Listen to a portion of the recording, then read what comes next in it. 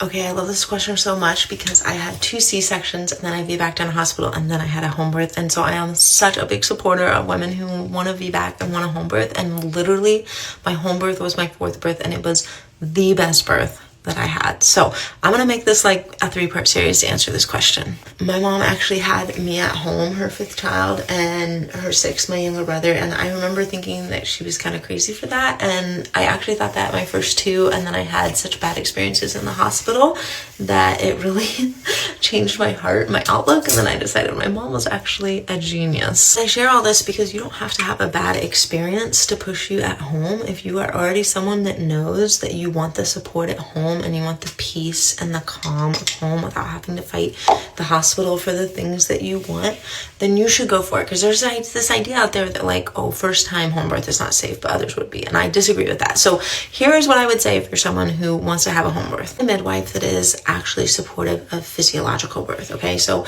there's actually kind of a movement right now where they're putting more restrictions on midwives, and so they may do things like, so you only have 24 hours after your water breaks for the baby to come, and maybe start to put kind of some pressure on you to have that baby and not really lean into psychological birth, okay? So that's a big thing because you know, they push that in hospitals too. So I would just say, make sure that your midwife is actually supportive, whether it's a VBAC or psychological birth, and that she really helps you lean into that and help support you in that. If you are someone who wants to VBAC and maybe you want to VBAC in the hospital, I would say the exact same thing, is that some providers will say, yeah, we're pro VBAC, or yeah, you have a good chance of VBACing.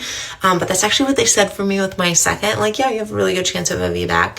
You know, your first situation, you were induced, like, we can do this, you know, it'll be fine. And they never once checked to see if my baby was breech. And it wasn't until I was 37 weeks pregnant, I just randomly asked them at an appointment, like, hey, do you think baby's head down? Found out she wasn't. And they're like, oh, you're going to have a C-section again.